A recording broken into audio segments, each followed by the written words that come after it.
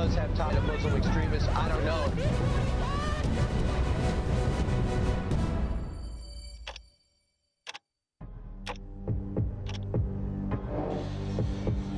In mid-March, the Yemen Ansar-ullah movement published a number of secret documents and phone calls belonging to former Ali Abdullah Saleh.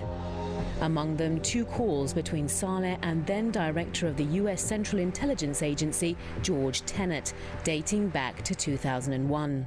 In these calls, Tenet is pressuring the Yemeni president to release a man involved in the bombing attacks on USS Cole in October of the year 2000, which left 17 dead and 37 injured. The shocking point is that the man is a senior member of al-Qaeda. That's while the United States has started bloody wars in the Middle East under the pretext of fighting the very same terrorist group. This is the most difficult decision I've ever had.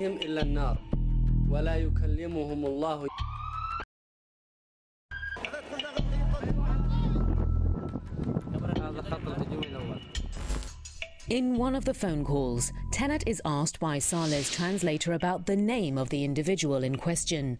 He says he doesn't want to give his name over the phone. Saleh asks Tenet if the FBI personnel could meet with him to discuss the matter. This is an excerpt from the leaked call. This is my person, this is my problem, this is my issue, and I'm calling you because it's very serious with me personally. This man must be released. Major General al-Qamish, is that his name? The PSO director, Major General Ghalib al-Qamish. He knows all about this. Ambassador, and quite frankly, I'm calling this is my responsibility. I've talked to everybody in my government. I told them that I was going to make this call. I want to work with you, but I need this man released in the next 48 hours. This is my very personal appeal to you. After 50 days, this must stop. It turned out later that the man in question was a dual American-Yemeni citizen by the name of Anwar al-Awlaki, a top leader of al-Qaeda in the Arabian Peninsula, AQAP.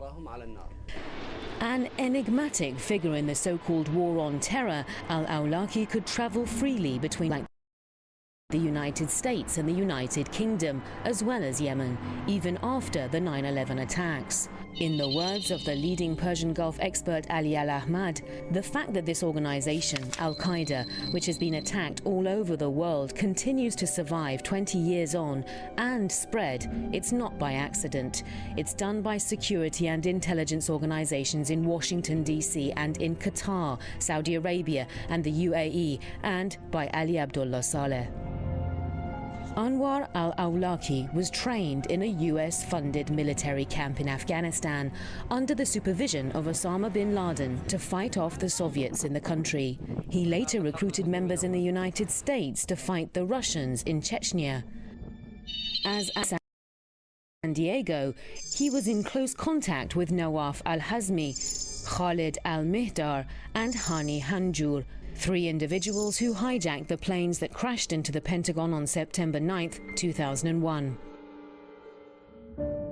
In fact, al-Awlaki was reportedly in contact with other operatives of the 9/11 attacks.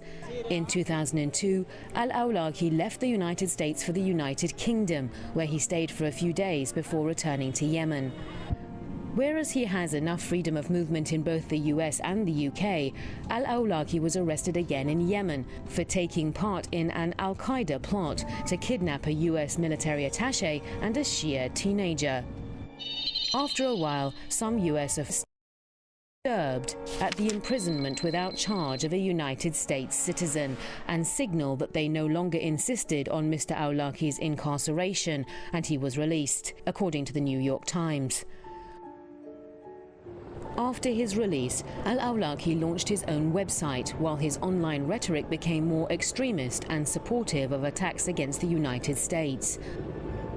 Abdul Hakim Mujahid Muhammad, the perpetrator of a drive-by shooting on a U.S. military recruiting office in Arkansas, as well as Nidan Hassan, who killed 13 and injured 30 at Fort Hood, were among the terrorists that attended al-Awlaki's lectures. It is almost impossible to make a list of those arrested for terrorist attacks or who had contact with al-Awlaki or were inspired by him. According to the New York Times, al-Awlaki is considered to have helped inspire the Boston Marathon bombing, the 2015 attack in San Bernardino, California, and the shooting at the Orlando Pulse nightclub. After years of being protected by U.S. security and intelligence agencies, al-Awlaki was placed in 2010 on the U.S. kill list, and a year later, the CIA finally killed its own former asset with a drone strike. Before I begin, I want to say a few words about some important news.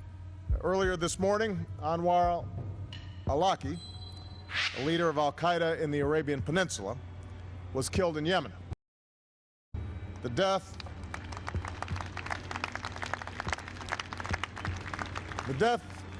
of al-Awlaki is a major blow to al-Qaeda's most active operational affiliate. Al-Awlaki was the leader of external operations for al-Qaeda in the Arabian Peninsula. In that role, he took the lead in planning and directing efforts to murder innocent Americans. 2 weeks after the killing of al-Awlaki, another drone strike ordered by Obama killed Abdul Rahman al-Awlaki, Anwar's American-born 16-year-old son. 6 years later, President Trump ordered a raid that killed Nawar al-Awlaki, the 18-year-old daughter of Anwar. While the U.S. has repeatedly pounded al-Qaeda's branch in Yemen with bombs, the fact is that they are not entirely enemies. On the other hand, the Saudi coalition, which the U.S. is practically a part of, is at war with the Houthi Ansarullah movements and therefore shares a purpose in the country with al-Qaeda, expelling the Houthis from power. الحمد لله الآن أصبح شيء ملموس والكل أصبحت حياتها الطبيعية تعود إلى ما كانت إليه بعد أن اندحرت هذه الشلل الإجرامية الذين عملوا وعاثوا في الأرض فسادا. والله نحن عشنا 4 سنين في رعب وفي في اغتيالات وفي تفجيرات، والله ما الحمد الحين الدنيا مأمنة والدنيا وضع على ما بترويش، الناس شغالة الله ما الحمد، وكل من الحمد بفضل اللجان الشعبية وبفضل أنصار الله. In 2018, the Associated Press reported that the coalition cut secret deals with al-Qaeda fighters, paying some to leave key cities and towns and letting others retreat with weapons, equipment and wads of looted cash. Hundreds more were recruited to join the coalition itself. The point is, according to Major General Abdul Ghadir al-Shami of the Yemeni Security and Intelligence Service, the Americans used to train their individuals in Yemen and send them abroad to carry out operations for them, and then affix the accusation to Yemen as an excuse to come under the cover of fighting those individuals. Interestingly enough, since the U.S. Saudi-led coalition against Yemen, al-Qaeda terrorists are parading around Yemen city streets in US-made MRAP armored vehicles. In a report by the US Department of State dating back to 1998, US officials made it clear that they have special interests in Yemen. This place is suitable to host some spy aircrafts, including all fighters and air bombers, and with some additions and modifications in the proposed place, it will be suitable to accept many kinds of marine ships. These include aircraft carriers and also some submarines, which are working in the Indian Ocean, the Red Sea and the Mediterranean Sea. The presence of terrorist groups can always provide the US used to have a military presence in the region. In fact, groups such as al-Qaeda and Daesh could not survive without support coming from the United States and other Western countries. But these fabricated enemies would be protected as long as they served these countries' interests and helped them reach their geopolitical goals.